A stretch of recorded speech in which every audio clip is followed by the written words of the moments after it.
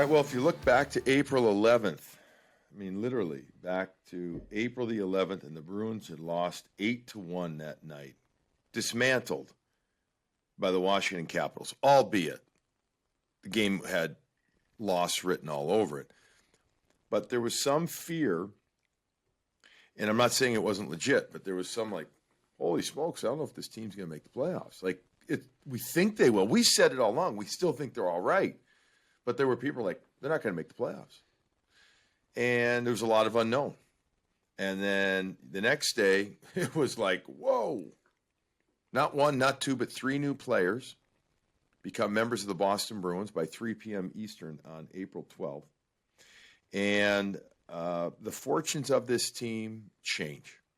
And with the victory on Monday night over the New Jersey Devils, a shutout victory over the Devils, a team, by the way, that has given you freaking fits all year long.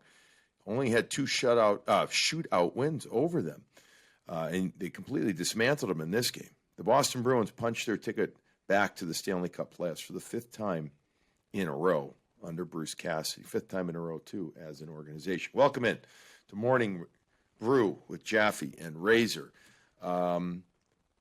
I don't feel like it's a sigh of relief at all, Razor. I just feel like it's like, all right, check, got that one done, and here we go. I mean, would you say that's accurate for you? Yeah, for me, it's a check, and I have a pretty good sense and know that that's how the guys on the team feel. Bergeron and Marchand, those guys they're checking the box, and they knew it was going to be a hard year, and they knew it was going to be difficult. And they checked the box, and now they have 10, 12 days to, prepare for the next one. And whatever that means, we'll talk about that in length over the next 10 days of how to get prepared for that game one. But it is quite interesting what 3 weeks does.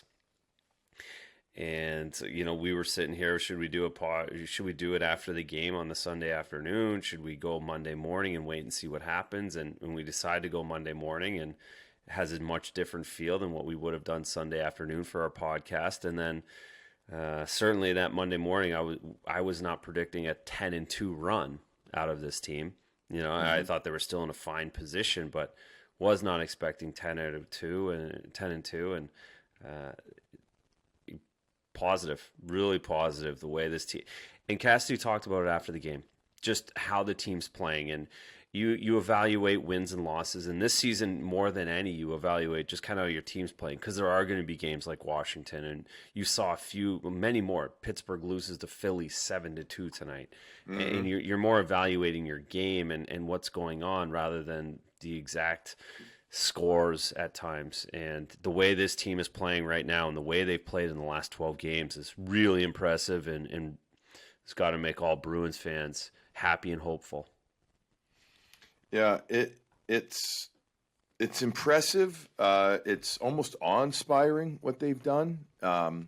Understanding, though, I know sometimes I can get a little hyperbolic or a little grandiose in some of my statements, but if you look at what this team has done, they've outscored the opponents 44-19, and they're plus 28, and in the 10 wins, they're 40-12 in goals for, goals against in the 10 wins. Overall, it's 44-19 in their 10-2 in their 12 games. I mean, it's which is dominant. The highest in the league. Which is the highest Yeah. in the league. We got Timmy sent that note today, and that's the best goal differential since the deadline, which means they're the best team since the deadline.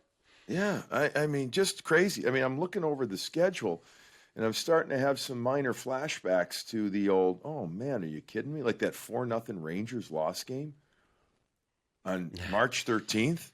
Oh, that was bad. Well, any of the Devils games. Any of the Devils. Then you lose to the Penguins 4-1, yet the next night you win 7-5. That 7-5 game was crazy. Anyways, it's just interesting. If you really do a kind of a history, a biopsy of the season, or not an autopsy yet, but a biopsy, a little study of it, buddy. I love the game. That's I love way the game over my Monday head, night. by the way. The difference of those two things is way over my head. junior guy. I don't always know the difference either, my friend. I haven't watched Law and Order in a long time. Yes, just remember autopsy, dead. Dead. Biopsy, Yeah, I guess you bet you could be a living thing. Yeah, All right, yeah, so it was good, 3-0 over. Let's quickly go over this one. And by the way, folks, great things happening for Morning Brew. And we're going to talk about Fazenda in just a couple of minutes, our coffee roaster buddies. And what a first day that we had with them offering that package deal. So a lot of fun. Thanks for getting up in the morning, everybody. Very awesome. much. Yeah. It was awesome. I mean, they had their most orders between 6 and 9 a.m. Eastern time. I learned that we have fans, and I knew that we had a fan in Portugal. I already knew we had a few in the UK, but I learned we had one in Ireland. I learned we had one in Australia. There was one other location too. We have oodles of them in Canada, and we love y'all, and we thank you. And I said you all, not y'all. I will not say y'all. When I even lived in the South, I never said y'all. Ever. You all. I warmed up to y'all living in Dallas. As long as it comes out of, I don't mind it. It better be in the South. That's my point. Yeah, that's right. a whole It better nother not be in the Northeast. People in the Northeast do not say y'all unless you've lived in the South for your first 21 years. Yeah. Anyway, so we'll talk about that, but we're also introducing a new sponsor as well, a friend of ours, and we're excited to introduce them. We'll talk about them in just a couple minutes. Just listen, the business of keeping everything going, of ordering more mugs, takes money, takes a few things. So it's all good. It's great. So let's talk about really great, the Bruins' performance. Let's not do an autopsy on this one, meaning a play-by-play one, but let's just talk about the preparation of this team heading into Monday night's game, and how the leaders led. And that's why I get why Bruce Cassidy started the Bergeron line in this game and says, giddy up, go. I loved what he did in the previous game, starting the reconfigured fourth line, because that was a pat on the back saying, you're my guys in this one. Go get me something. Go show me. This was, I need the leaders to go on the road, go dominate, and they did. No question. And driving home tonight, just thinking about it overnight too, like, I think that was here you go, Patrice. You're the captain. This is the first year you can get your team into the playoffs tonight. And as much as we've taken it for granted, there's been a lot of pressure on Patrice this year coming off Zdeno Chara and what he's done and what he's meant. And I think that's kind of a personal nod to Patrice. And you be the one, you start these guys off. This is your team. Go set the tone. And that's exactly what they did, which is what they've done all season. But just thinking about what that means, it means a lot to Patrice to get in the playoffs and carry on this 5-year tradition and 12 and 14 years as the captain. And we know what he's meant to it, but being the captain, it's a little different animal for him. And they did that tonight. And Bruce Cassidy threw those guys out there and said, all right, set the tone right away. No messing around. Let's get through these games. Everybody playing 15 minutes. Everybody playing happy. Everybody getting a little more confident for game one of the Stanley Cup playoffs. Yeah. So Bergeron ends with a goal and an assist in this game. 12 for 22 in the faceoff circle. 4 shots on net. Marchand ends with 2 more assists. 6 shots on net. A couple of more attempts. Pastrnak, 7 total attempts, 3 reached the net, but no points. Couldn't care less. Couldn't give a crap. I liked his game. I had no problem. I know if he's at home, he gets an assist on the Bergeron goal. Most likely, or at least more consideration. He doesn't, and I get why they didn't, because the puck actually went from Marchand to Bergeron. It took longer after, when we watched the highlights after the game, it took longer for that to develop than off of his shot. But anyways. Who cares? So, but yeah, well, when I say the players care, meaning Bergeron, Pastrnak, they don't care so much about their cookies as is. It's just respect, so to speak. It's what they've earned. But in this game, it was about taking care of business. So it took him a while to finish. Wedgwood was, I don't want to take it, it was good. He wasn't stealing it, but he wasn't giving up anything bad in that first period that saw the Bruins outshoot him 17-4. But I mean, unless you disagree with me as a former NHL goalie, I thought he was good, but I didn't say like, oh my God, he's standing on his head. Actually, what concerned me a little, and maybe this is just the nervous Nelly in me, is that I'm like, all right, the Bruins are playing really, really well, but they're kind of not forcing him to steal this right now. He's just having to be solid.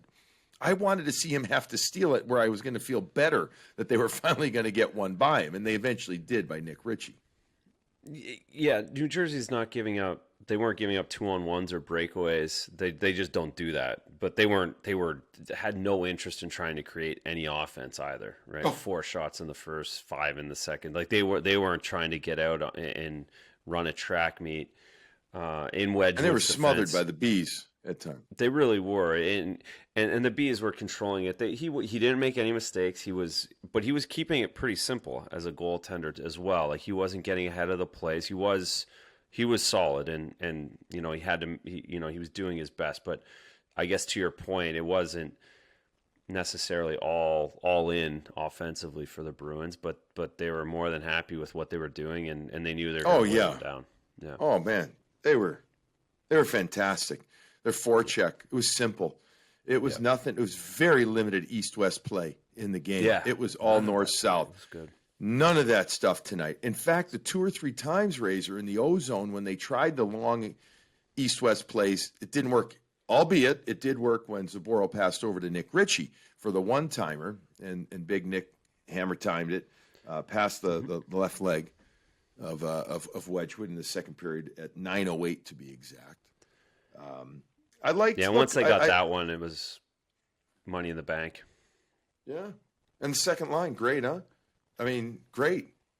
I mean, I'm sorry, the third line. Third line. Beg your pardon. Yeah, third line. Yeah. Yeah.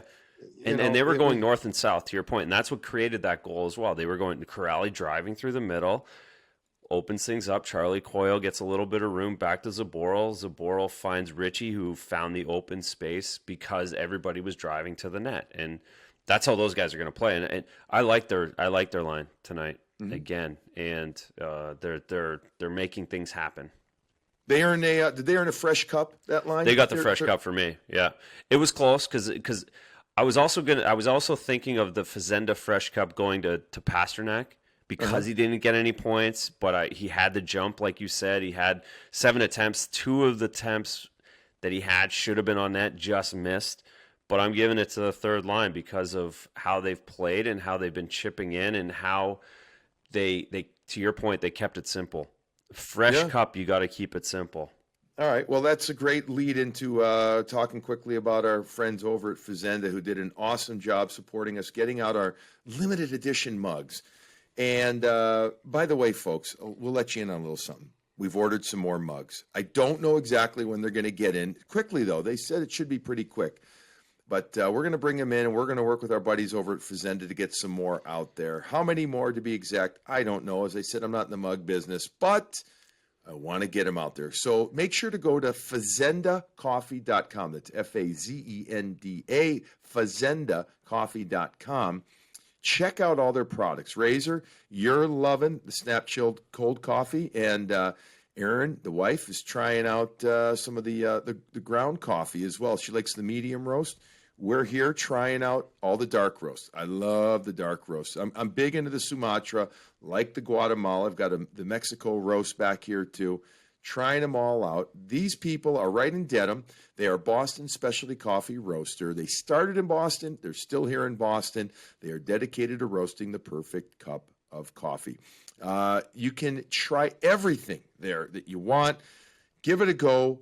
Fazendacoffee.com. And, I should probably know this even better, but I think if you use Morning Brew, just Morning Brew when you check out, you'll get 15% off your first order. So how's that? We'll do that, and we'll give you details, buddy, when the mugs come in, and we'll do a little more there. I've set myself up. Billy is the mug man, everybody. Jaffe is the mug man. He called me at 6:25 Sunday morning to talk about mugs, everybody. Mugs. So he's the mug man now. You guys sold us out of Chicken mugs parm immediately. sub or mug man? The chicken parm sub, I went with it again tonight. It was phenomenal, and I ate it in 6 minutes, and I'm not lying. No, really quick, I'll do it. I ordered the subs tonight, and it was an issue. I got it too late for Billy. Billy has a schedule. It got it too late. But the best part was he was under the gun, everybody, and he needed to eat this by the end of the first intermission. And the clock was on, and it had no chance. None. I completely call myself out.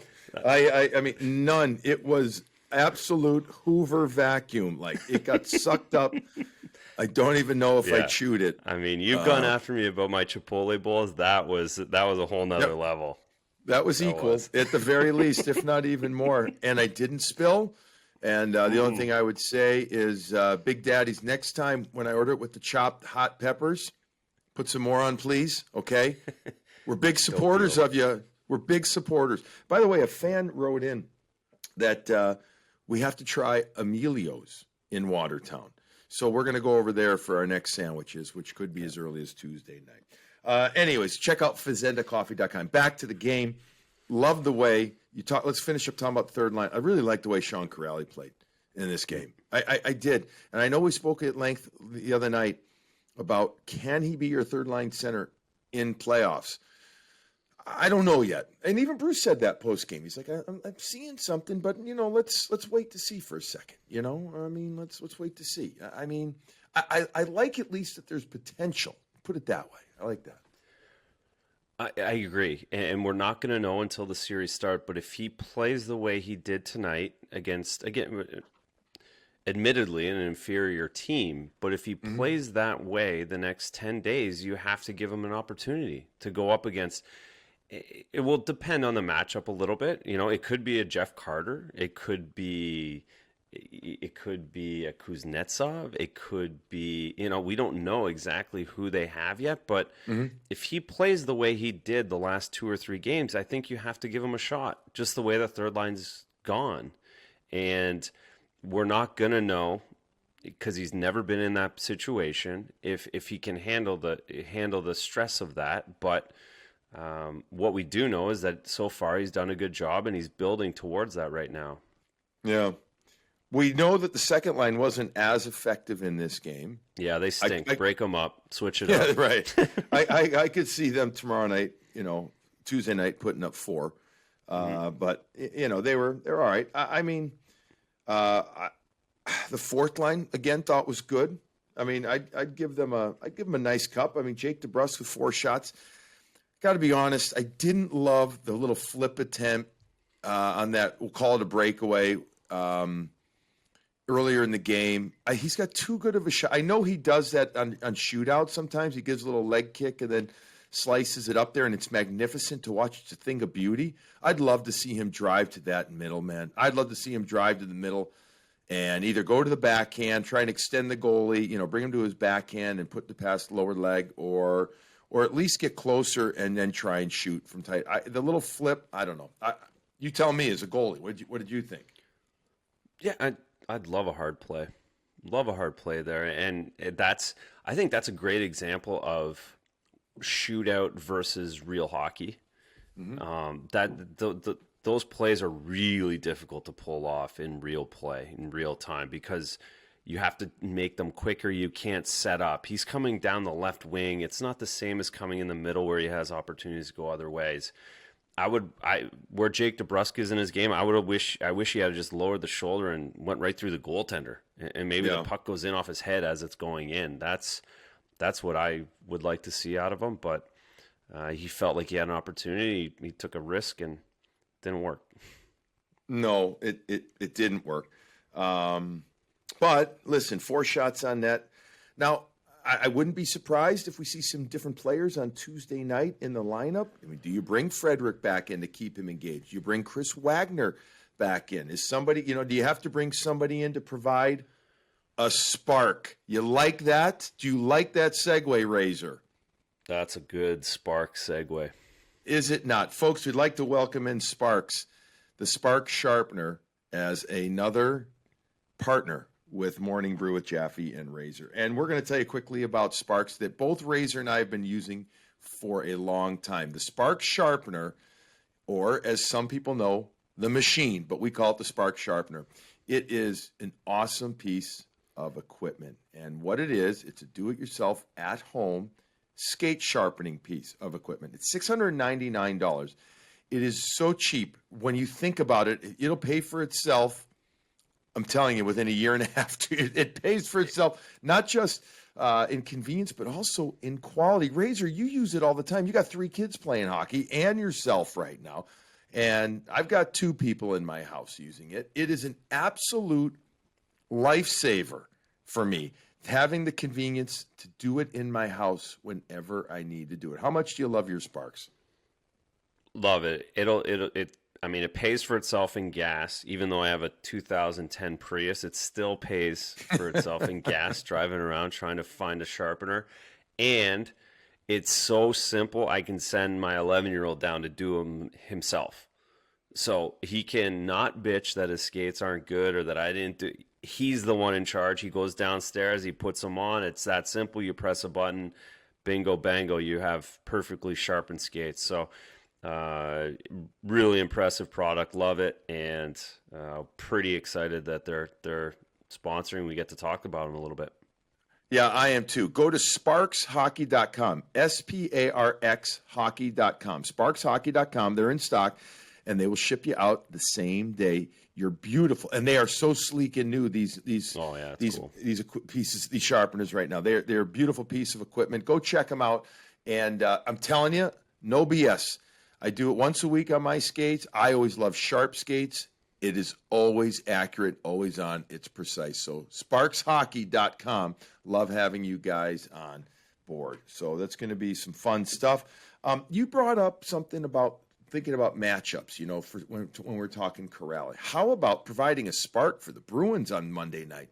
The Buffalo Sabres come through and do a major good, better than a good, a major great for the Bruins, taking it to the New York Islanders, a team that you're not enamored with right now, the New York Islanders, are you? How come? I'm not. And I, even when they were beating the Bruins, I really wasn't. I think at some point we could probably roll the tape back. And I'm not saying I know anything, but I just feel like, especially now, you need to score. And when Anders Lee went out, that was a big blow to them. And now, in hindsight, after trade deadline day, and you look at what they added and where they've gone with Palmieri and Zajac compared to what the Bruins have done, I mean, it's night and day. I thought they'd be big. I thought Palmieri would be good for them. I admit it. I'm not saying I'm wrong because there's still time to go, but I thought he'd be really good for them. No, and again, it's all about playoff. They're in the playoffs, so we can see what happens, and it can take a little time. I think with Palmieri, you look at it, and he's still a tough matchup. He still is going to be a tough matchup. But I think what's hurt them as much as anything is how well Hall's fit in with the Bruins and how that gets overlooked by the Palmieri deal.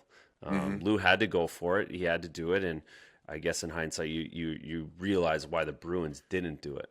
I wonder, thinking about that, Lou had to have called Kevin Adams with Buffalo. Had to have. Don't you think, for Taylor Hall? Yeah. And do we think that Taylor Hall didn't want to go there? Well, he's got control. No hair, trade. Right? Yeah, exactly. Yeah. Exactly. It's just curious, but it's a good point by you. Let's run through a couple of quick things here just to talk about. Tuesday night. Bruce Cassidy's going to meet with the media Tuesday morning at 11:30. Do you think that you'll see some different bodies? And we know, actually, let's talk about this. We know, or expect at least, Brandon Carlo to be back in the lineup, which would be great. We know that Kevin Miller will be coming out. After that, we don't know what other changes will be there, but I expect there to be at least Carlo and one other player change, if not 2 other players change. What do you think? Yeah. On the back end, we've got Carlo. Carlo coming in is exciting to me. I can't wait to see him. I know you saw him at Warrior a few times. He threw a puck to my kids the other day. My kids were up on the glass. They were pumped to see him at Warrior, and he looked really good. And you talked about on the broadcast tonight how big he is, and thick man. He's just a man. He's got man now. strength. He is a man now. Yeah, see these guys. I don't know if you went through this or not. I mean, you're a lean guy I was always lean. Still not a man. Oh, eat chicken parm instead of these little foo-foo sandwiches you eat. But like I remember when I was 23 to 27, I filled out like I've always been big. I was like baby Huey. I was big. I was like 6 foot, and I'm not exaggerating. I think at 14. I think it used to be 6'1". I had my neck fused, and I'm back to 6 foot now. But I was always, but I was big. But I remember after graduating, whatever, I filled out at 23, 24, and you see that thickness come out, right? That's what we're seeing in Carlo right now. I mean, his shoulders and neck are just looking stout, and the Bruins need some of that on the back. Yeah. Yeah, he looked great skating around. He looked powerful. He looked strong, like you were saying. So it's going to be a lot of fun to see what they pair together and what works, because the coaching staff is going to put them together, but they have ideas and they think they know what's going to work, but they don't really know yet. So I'm interested to see what the pairings look on the back end. And now I'm intrigued for Tuesday night to see what they do on the fourth line. Does Wagner check back in? Does Frederick check back in? They're not touching the third line now, but in my opinion, or from listening to Cassidy, it sounds like they want to let those guys run a little bit, which they should, because they've been chipping in offensively, and to the point of Corrali. Let's see what he can do, and can he, really stick there at center ice on the third line. But I would imagine you see at least one more forward check in, if not two, on the wings, and Lazar's the guy in the middle. So. Right. And we don't know if anybody is struggling. And it's back to back. So it's not going to make it. It's not a doghouse thing. It's back to back. All right. Who are we managing? Who are we not? Now we're in the playoffs. Right. Do we want more? Do we want to get to the second and first seed? Or are we not worried about that? It's actually going to be kind of a fascinating week. Well, between that and then we know on defense, we expect Mike Riley to come back. Mm-hmm. They called it a maintenance day, but he's battling something. So in theory, you would think, assuming that Lausanne and assuming that Grzelcyk are okay, you would assume Zaboral comes out. What do you think of Zaboral's game overall? What do you think? Zaboral was good until 47 minutes. Zaboral had a good game. He jumped back in the lineup. I thought he was good. I thought he was aggressive. I thought he was assertive offensively. Yeah, there's still the same things where it's just like sometimes he needs a heavier stick. Sometimes he needs more awareness of situations where he needs to be more urgent on pucks. And but that's what nice assist. Really real nice assist. He was a +2 in the game. He had 2 shots. Yeah. So now you say, do they keep him in to try and get him going? I don't know. I will be curious to see too which defender comes out, left side defender, assuming that Mike Riley is able to come back in. The last thing to talk about lineup wise, goaltending. We know that Swayman is expected to start on Tuesday night. After that, Tuukka said in the post game media Zoom, 1 or 2, less is more. Found that interesting. I'd like to see him play 2. I'd like to see him play 2 games. I do. I don't think playoffs are going to begin. We're hearing word that they're not going to begin until Saturday. The Bruins finish on a week from Tuesday, and then the following Saturday is when the Bruins would start at the earliest. So it's Saturday or Sunday. I don't want to see him go 6-7 days in between games. I don't know. I mean, am I overreacting or what? With Tuukka, he showed even just run this stretch he's on now. He took 6 weeks off and he jumps in and he wins 6 in a row, right? Like he literally could probably shut it down now. And his comment, he really does have that belief and he knows the game well enough. But to your point, I'm the same way. Like, get him in there, get him playing still. Just two. I'm still of the mind of I want this team to move up. I really do. I want them to move up, but I understand the compressed schedule. Swayman going again. We talked about that in the last episode, that it's really tough for Yarrow now. So got to get Yarrow in a game, don't you think? I mean, unless you're talking. Look, the Rangers are so you got Jersey on Tuesday. Rangers not back to back, but consecutive games. Mm-hmm. Who knows where they're going to be? They're out now. Like they already were kind of out, but now they're really out. What are they going to want to do? Yeah. And then you got what? Islanders and then Washington. Yeah. So you give him one of the Ranger games, like the afternoon. That's the only time you can play him is Saturday afternoon. You can't let him sit and then you just throw him in the last game against Washington. Here's your bone. If you actually really want to keep him engaged, in my opinion, you play him. I would have thought to have seen him by now. So that's the for Swayman, it seems like Swayman's number 2. Yeah. Well, be interesting to see. So some decisions there. Again, if Swayman's number 2, he's only played 8 NHL games. So you want to get him reps, right? So you go back to that where, all right, well, if he is the next guy, then all right, he's got to play 3 more times just to get more games and more eyes and more looks. And so it'll be interesting to see what they do. Well, yeah, well, I mean, I see Tuukka going Thursday and Monday. Yep. Thursday, Monday. I tried to talk myself out of that, but I'm with you now on that. But here's the other thing. You made the point too. Let's see what the matchups potentially look like. Let's see if the Bruins are still in it or not. The Islanders didn't take care of business in Buffalo on Monday night. They play the Sabres on Tuesday night again, so we'll have to wait and see what happens there. The Washington Capitals did win. There was a little thing with Tom Wilson in the game. I don't even want to get into it. No. Let's go. It's a headache. Actually, that's a bad term to use for him. Pain in the ass. We'll see what happens there. The Penguins got throttled by the Philadelphia Flyers on Monday night. Oh, my God. I mean, you want to talk about getting whacked 7-2. So what's up with them? Evgeny Malkin came back. We have so much to talk about, but we hit enough. We've reached our point. The Boston Bruins, on this show at least, the Boston Bruins win this one 3-0. Tuukka Rask has a dominant career against the New Jersey Devils. His goals against is like 1.5, and his save percentage is 946 or something like. I don't have my notes in front of me. I suck with numbers, so sorry. But overall in his career against the Devils, as he gets another shutout against them. The Bruins find themselves in 3rd place right now in the East. We'll see what happens after Tuesday night. We want to thank Fazenda Coffee Roasters. Check them out at fazendacoffee.com. And we want to welcome in again and thank Sparx, Sparx, SparxHockey.com. An awesome piece of hockey equipment. All right, that'll wrap it up for this Morning Brew with Jaffe and Razor. Have a wonderful day. Enjoy this victory. Get ready for Tuesday night. Razor and I will be back with you for Wednesday morning. And as always, enjoy that wonderful coffee.